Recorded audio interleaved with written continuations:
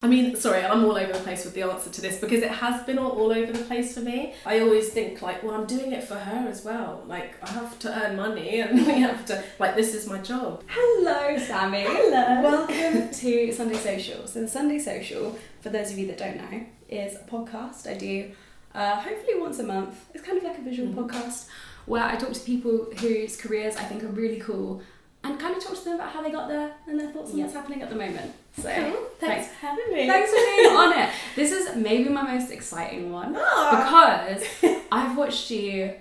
You're the first, I think, blogger, like beauty blogger I watched on YouTube. Really? In like 2009, 2010. Yeah. And the only person I've watched consistently. Oh, thank you. It's exciting though because that is so rare. Yeah. And also you've continued to make videos through that whole time. Yeah.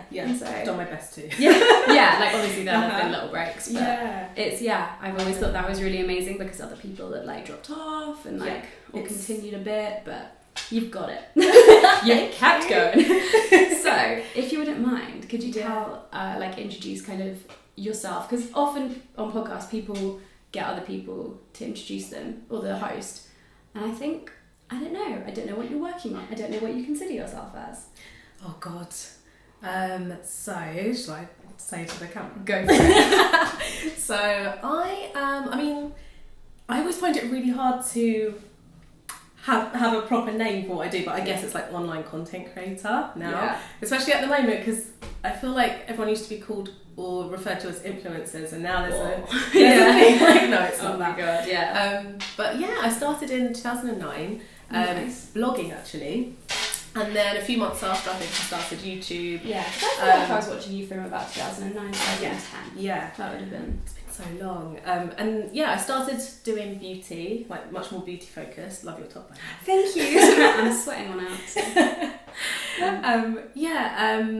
I did that, and then I think the more that I shared my outfits and things, more people wanted to see like style content. So it's a bit of a mix, like lifestyle and beauty, and what else do I do? You do Novem Knight. That's the other thing that I think is especially interesting about all of the stuff. So I've got my own clothing range as well, which is called Novem Knight, and that's been a huge like achievement to add on to my career, I guess. But it's been such a huge challenge as well to do. But yeah. I think that's an explanation. Yeah, that's great. That's really, really good. Yeah, I wanted to talk first a little bit about... Oh no, we should mention what we had for brunch. What did we have for brunch? Avocado on toast with some chili. It was really good. It was nice. It was good. Oh, thank you. I can still feel the chili. Can you? Yeah, I just left them whole. Like, obviously sliced, but like... just one chili. Yeah. It wasn't quite... It was an experience. It was nice. It got me zinged up. And what are we drinking? Yeah. Tea. Got some tea. Yeah, just normal tea. I'm afraid I didn't have any sugar, so we've gone with honey. Yeah, it's good. Okay. It's how I had it. We're doing great. It's fine. It's how I had it when I went to Australia. Oh, No really? one there did it with sugar. It was all honey, and then I fell in love with that. Oh, that's good then. That's fine. I was worried this was a real the first time you've done tea with honey, and this would. But I'd always out of remember courtesy. But we're fine. Yeah. I wanted to ask you first about the thing about consistency. Like, what do you think's contributed to staying consistent for you on YouTube? And then also, what do you think's changed through the whole time you've been on YouTube, both as a viewer and as a creator, or whatever? Oh my god. Okay, there's so much to kind of think about. I feel like from the beginning, I've always. Like the first thing I wanted to do on my channel was to always be as consistent as I could, and I just obviously at the beginning as well you're trying to grow your audience and everything. And, I just knew I guess that I just had to keep doing as much as I could, but always doing things that I enjoyed doing and found interesting myself. Yeah, because I feel like at the beginning there were no like rules of you must post twice a week or do anything like that. But it's really interesting that you caught onto it quite early. I don't know. Because I didn't have obviously management at first or anything, so it was just yourself just being like, I guess I'll do these things to grow. But also I think from the very beginning you have a relationship with your audience as well, and I always wanted to put content out because I really enjoyed the back and forth between, like, you know, in the comments, and it's so nice. Yeah, so I think that's still there now. I just still love, like, I get a buzz from putting videos out and then seeing what the response is, and and then with, what was the second part? What do you think's changed? Oh yeah, so much. I think first, the biggest thing I'd say that's changed is the what's the word? Sorry. It's like the quality of videos, basically. Yeah. Sorry, the expectation of, like, the quality of your content. So interesting. Yeah, because at the very beginning, I was at uni, I was in my little, like, uni room, I was just using my webcam, but it was fine. Like, a lot of people were doing the same thing and no one cares. I remember Grace Victory saying something really similar to me, actually. Yeah. Like, maybe 6 months ago, she was like, oh, when I started, obviously, like, I couldn't afford a camera. Yeah. And so, like, I was using my webcam and that was fine. And, like, nowadays, like, she doesn't know how people start. Yeah, that's really true, actually. Because I remember, like, when I first got my proper camera, it was, like, the price of it scared me so much as well. I was like, is it worth it? Like, I can't. Yeah, I think I probably got it after, like, you know, then I had a bit of AdSense money and I was able to. Yeah. Yeah, being able to cross the threshold. Yeah. Because if you don't know, like, AdSense, you have to be able to have made £100 in a month, right, in order to get paid. So it's quite difficult. Yeah, it took a while. Yeah. I so vividly remember the first times of being, like, checking back what I was earning, and it was like £5 and then like £60. I was like, oh my god, I can get a MAC lipstick. This is literally the only reason I signed to an MCN, was like, so I could get paid. My like £10 a month. It's so funny.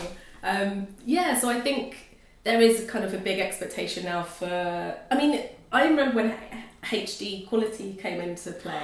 Yeah. And then, like, if you weren't HD, everyone was like, what is this? Yeah. Get off. You and your 720. So that's, sometimes it can be difficult because you just feel like sitting down and chatting, and so it takes me about an hour probably to set up, around like half an hour to an hour depending what the video is. Sometimes I wish I could just sit down without doing the setup and just What do you chat. have as your setup? It's not that complicated, but I think it's, so I just have like my tripod, camera, then now I've got like a separate mic, and then I've got the lighting, I like the background. A lot of it though is also just getting myself ready, because again, at the beginning, I didn't put that much thought into, like, I didn't really have a full face of makeup or anything. Yeah. And now, because everything is such high quality, I'm like, oh my god, I need to like, look okay. I remember thinking, like, I filmed one video that didn't have makeup, that I wasn't wearing makeup in, like, last year, and I it was so scary. There is something very worrying, because you feel like it's almost TV level now. Yeah. It's really like exposing. Yeah. It's your whole portfolio, basically. Yeah. It's crazy. What else has changed? I mean, the community has changed a lot as well. But at the same time, I always notice that there's been viewers and commenters that have been there for years, and that they're still so cool. Lovely. Yeah, so that's nice. But like at the moment, there's a lot of focus on like drama around the beauty community and stuff, which isn't that positive. Have you seen the kind of, I noticed recently there's like a level up where people make drama videos about people, and I was like, this blows my mind. Yeah. You just wouldn't have thought. I know. Or maybe it was to be expected. But yeah, there's whole levels now, aren't there? Yeah. No, it's true. Like, I wouldn't have guessed that was going to happen, but people, I don't know, people love a bit of drama. So I also see you, and like the thing that I think is really cool about what you've done is you've been basically a female entrepreneur from the beginning. Like of the YouTube thing. You're one of the few, like Patricia Bright and like these other women, like the beauty women. Yeah, exactly. Like you started, so you had to work out what the business was and build it, and then on top of that you built Novem Knight with your partner, and I don't know whoever else is in your team, but there's that's 2 businesses. That's pretty cool. And probably ones I don't even know about. So what's been your biggest, like, learned the hard way lesson? Oh, that's difficult.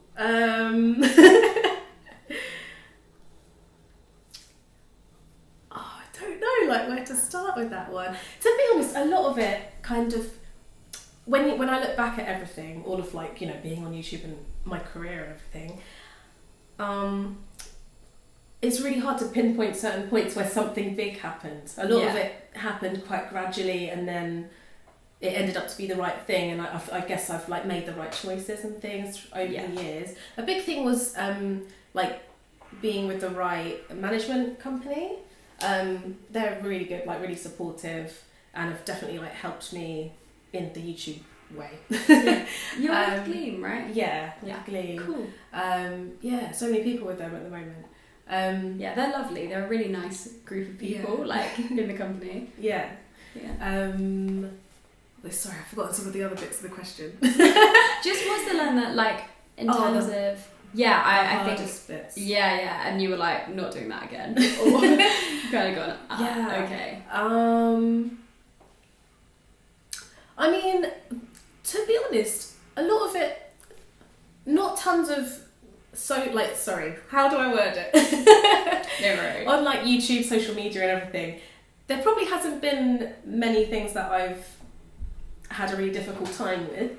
But doing Novem Knight is probably the most difficult thing, in the way that it was, you know, it just started with me and Jason, my husband now, and we kind of just started everything from scratch. We haven't had that much. We've had like 1 or 2 people help us out on the way, but mostly it's like him calling up like Chinese factories and things like in the middle of the night, and just learning everything as we go along, realising like we've made mistakes as well, and just with manufacturing and things like that, things fall through, you end up wasting loads of money on, say, one set of fabric that now isn't going to work, and anyway, but you realise why all these companies have, you know, hundreds of people working on the whole brand or like a section of the brand, because it's so difficult.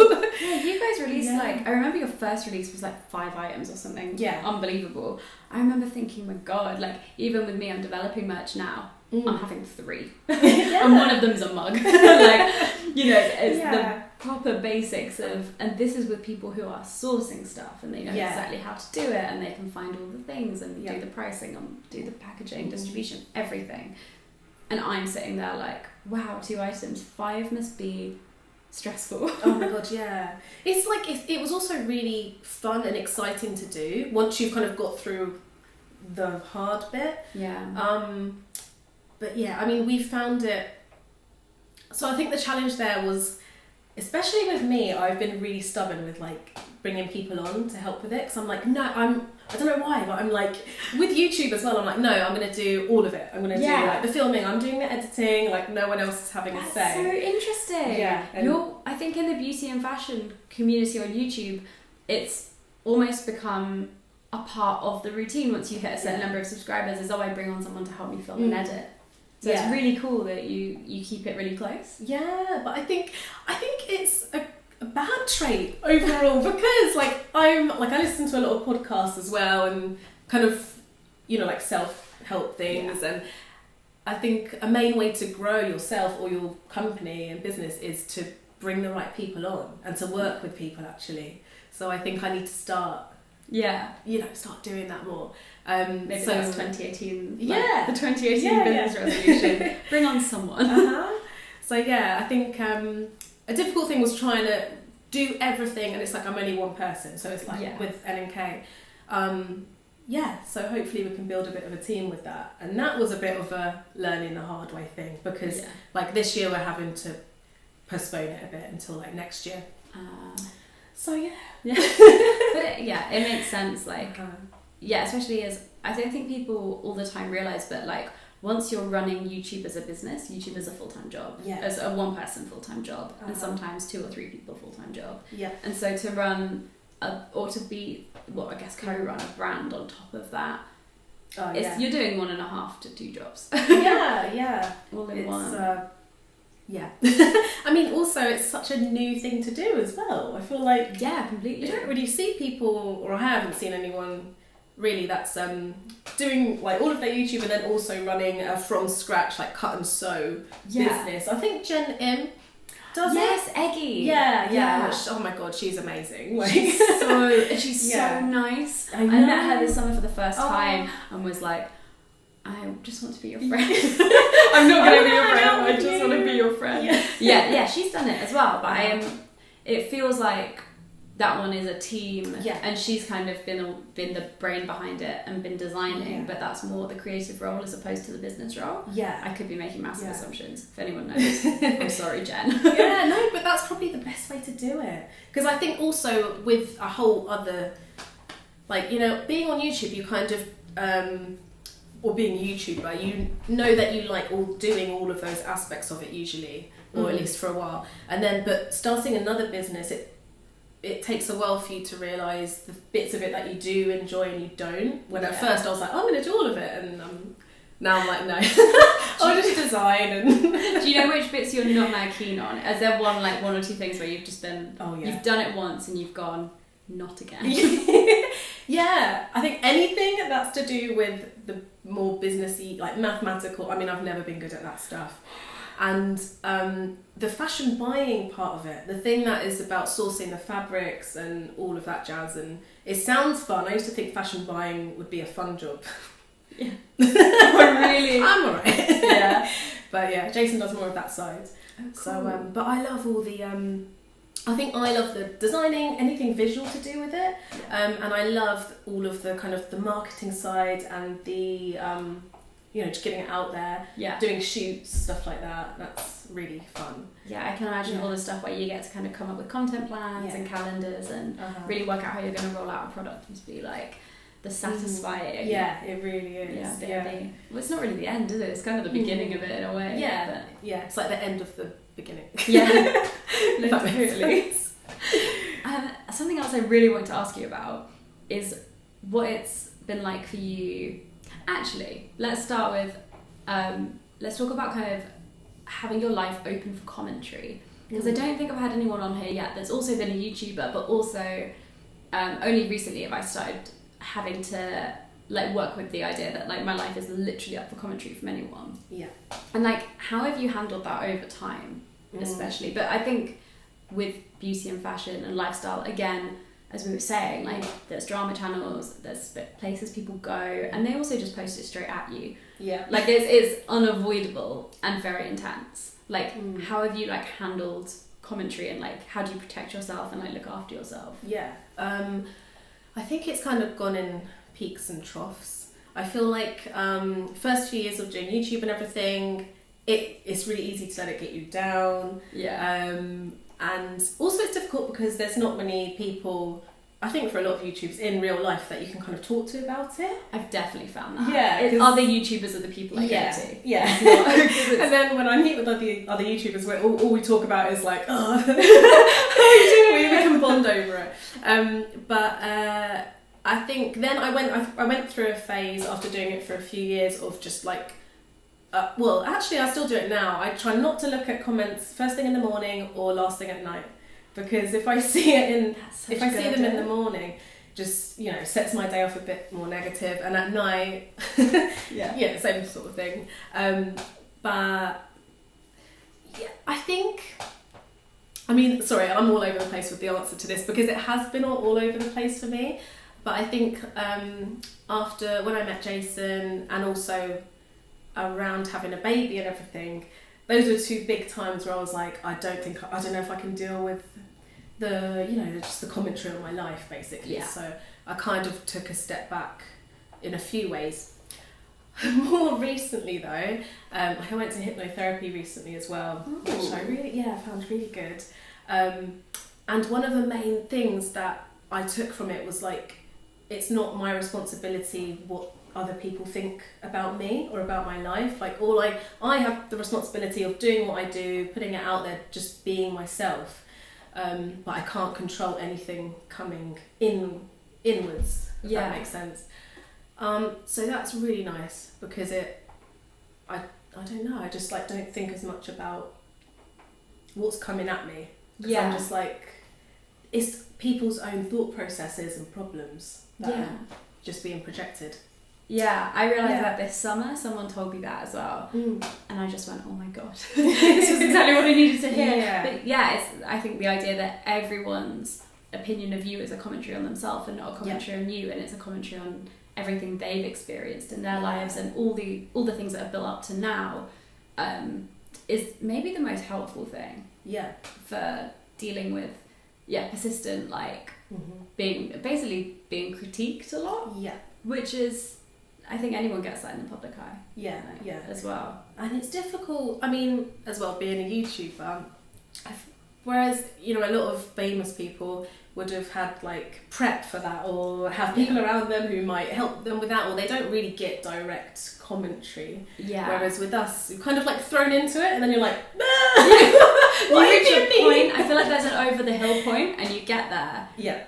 And suddenly you're like, ooh, I didn't think that was going to happen. I didn't think I was the YouTuber that got that. And then it just descends into it's very weird. Yeah. I've always thought, and also I think as well, whilst celebrities get a lot of trolling, and a lot of, I get some things, someone told me the other day, you look like a horse. And I was like, that doesn't bother me at all. I think that's so funny. The way she put it was just amazing.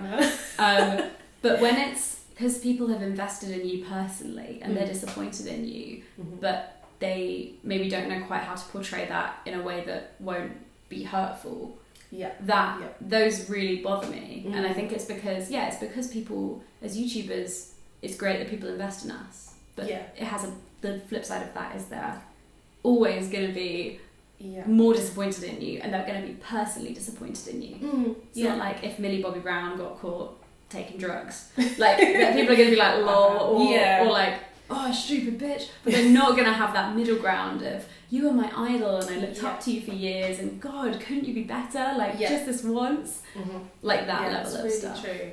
Yeah, it is. That is more personal, because it's just, it can be really difficult. Yeah, because especially with, I definitely think from what I've seen, and let me know how you feel about this, but the mum and baby lifestyle or family lifestyle gets the most criticism, because on top of people being feeling a lot of things about you putting your life out there, they also really want to comment on how you bring your child up. And I don't know, I see that the way that, especially on Instagram, lots of Instagram mums get it quite badly, and I just think, how on earth do you deal with someone telling you you're a bad parent? I know. Yeah, I think the main thing with that is you've just got to have a really strong sense of yourself, and of you've just got to be confident in what you're doing as a parent. But it's all, just to be honest, I haven't had that many on mine, but I think it's because I consciously don't share, I try not to share too much of my actual parenting. Yeah, I have noticed with your stuff, it's very here's Indy and I love Indy and woo, but it's not this is what I feed her and this is how I bathe her, or this is where I take her and this is her reading age. It's not this, I don't know, not too much. I've had a few. Actually, what I have had is a few of the people who are I'm not comfortable with you putting Indy on the internet and she doesn't have a choice, and it's obviously I've had that whole chat with myself. It's you don't think about it. Whee! Here we go, Indy. I have a baby. Of course you've thought about it. And again, because that's quite personal, so they do hit a little bit, because I've always got, there's that bit of guilt, because you know that, but I think I'm always just very conscious about what I put out about her and of her, so that can be, it's just tricky having such a not personal, public life, and then having a baby, because it's opens up a lot of doors. Definitely. And I think about a lot what I do if I'm still in this position, because you've got such a spectrum. You've got people who, and you've also got people I found out recently who take appearance fees for their children, being if they're going to do a branded thing, and then put that in a trust fund. And so I'm to me that makes a lot of sense, because you're saving for your child's future. And the child's going to grow out of being a 1-year-old or a 4-year-old or whatever and not be that recognisable. And yet you're saving for their future and you're able to use your job. That's a good idea. Yeah, stuff like that I think is I don't know. Yeah, no, it's nice. A minefield. Oh, yeah. No one else's business. Yeah, it's such a huge thing. I often say to Jason, like, I like how Casey Neistat's done it. Yes. Because like at first, like she was, his daughter was on it a lot, and then now I don't think you ever see her face, do you? Like I haven't watched it just recently, but it's kind of back. Yeah, like that, like bit. Side. Yeah. Side and back. And I like that because I want to know how she is. Like I have an investment in her. Yeah. But I don't need to know what her face looks like. Exactly. Yeah. And it protects her, especially if she's going to nursery. Exactly. Yeah. Because I guess that's the age where I guess you, as a child, start getting recognised. Yeah. I don't know. No, yeah. I mean, they can always get recognised. Yeah, it's scary. And how have you found balancing having a child and working? Because I remember you saying you came back to work something like 4 weeks after 3 weeks. 3 weeks after you've given birth, which to me is mental. It was like, oh my god. Yeah, that has been a huge challenge. Don't know why I didn't think of that actually. That's probably been one of the hardest things to deal with. I think it's because I see it more as like life actually, like a life struggle than a work struggle. Yeah. Because more so it's trying to keep myself sane. Doing both. So I think at the very beginning I was just dying to get back to work, so I wanted to prove that I wasn't like disappearing. Yeah. Which was silly. Like I shouldn't have put so much pressure on myself. Yeah. And then I don't know. Sorry, I'm trying to think of where do I start? Because I remember you saying as well, like I don't remember the whole process, but I remember seeing a vlog where you were like, things have suddenly got so much easier with indie. Like I didn't realise how much I was struggling, and then there was a point and I was like, oh, this is the exciting, like really thrilling bit of motherhood, I thought. Yeah, I feel like that was, a lot of that happened around 6 months, I think. Because until then she wasn't really sleeping very well, so obviously I wasn't sleeping that much, and she's just a very like on the go, quite demanding baby. So yeah, it's just been, I mean, when I'm with her I literally can't really do any, I could maybe scroll Twitter for a bit, but not much else. So yeah, it was difficult, I think, at the point where we didn't have any childcare as well. So getting some childcare along with her, like sleeping well. She sleeps from like 6 p.m. till 8 in the morning. Oh my god, that's so good. Oh my god, like through? Yeah, pretty much. Wow. Usually, I know. It's so good. Oh, well, I touch wood. Yeah. Touch all the wood.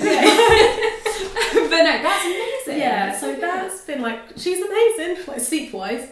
And then I think I've been able to like pick everything up a lot more from then. And then it's difficult as well, because then you've got the mum guilt of not having her sometimes, and because she's in childcare. But I always think like, well, I'm doing it for her as well. Like I have to earn money, and we have to, like, this is my job. And exactly. Yeah. And I totally understand why people do stop working, but I guess you were in a unique position where you felt that you could continue because of the nature of the work. Yeah. And it's so nice to have that freedom to make that choice. Yeah. I suspect a lot of people don't feel that free to make the choice. Yeah. I feel really lucky in what my job is. Because it must be really difficult, like, especially if you like your job as a woman, and then I don't know, it's hard because obviously you love your baby. Yeah. But if you also love your work and then you can't go back, and like that must be really difficult. Yeah, and you also don't just want to be seen as a mother. Like, it's not like you lose your personal identity and just suddenly become a child carer. Yeah. I don't know. I feel like that happens to a lot of women, especially women who are like in their careers and they love it and they're feeling really comfortable in that area of them, but they also want a child, and it does feel like you have to compromise. Yeah, but I feel like I want to meet more mums like that, because I feel like since having her, I've kind of felt more guilty from other women. I don't know why, or from maybe comments. Yeah. Because I feel like a lot of people expect me just to look after her. Yeah. Or which would be nice, but I do want more in my life. Then I love her so much, but I really want to work as well, and I want to excel still and grow. Also, I don't know how old you are, and you don't have to say, but I swear you're still in your 20s. 28. Yeah, exactly. Like that's again. There's so many things. The drilling has done literally on the dot. Like, oh my god. I asked my neighbours to stop drilling for an hour, and it is 1:30 and they have begun again, like, exactly when I said they could. Oh my gosh. Well, we can do this a little bit and it'll be fine. Yeah, it's been a while. Yeah, it's okay, you don't mind. What was I just saying? Oh yeah, the guilt must be awful, but at the same time, so my mum had me when she was 38, and she really felt like she'd done her career to the point she wanted to do it, and felt really comfortable leaving, and I'm glad she did that for herself. I'm really glad, but it shouldn't be everyone's, like, it's not an expectation. And it shouldn't be. It's there is a lot of like mum pressure and like critique in that way, probably more so I found than actually like my parenting is more like how much time I have with her, how much time I don't. Also, like, not even from the internet. She'll be at nursery sometimes and I'll be like, whatever I've like booked in to do, and someone's like, oh, where's your daughter? And I'm like, she's at nursery, and I'll be like, oh, when she was about, say, 9 months, they'd be like, I'd say she's at nursery, and they'd be like, oh, how old is she? 9 months. Oh, that's quite young for her to be at. That's quite a long time for her to be at nursery. And I'd be like, why judge it? Like, it's so wasted to your face. Yeah, well. I know. Like, sure, you're gonna have your opinion on that.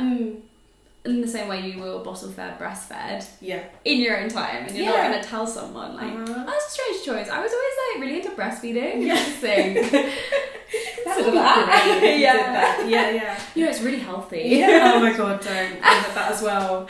I imagine, is it in places like your hair salon when you're getting your hair done, or like, I don't know, or nails. Some kind of, I feel like, any kind of cosmetic thing. Would be, gosh, I don't know. I would hate that. I feel uncomfortable even just going around to the neighbour and saying I'm recording a podcast and being like, sorry, because like my downstairs neighbour used to really, every time he saw me, let's say it's 10 o'clock, I work in my pyjamas until like midday. I don't care.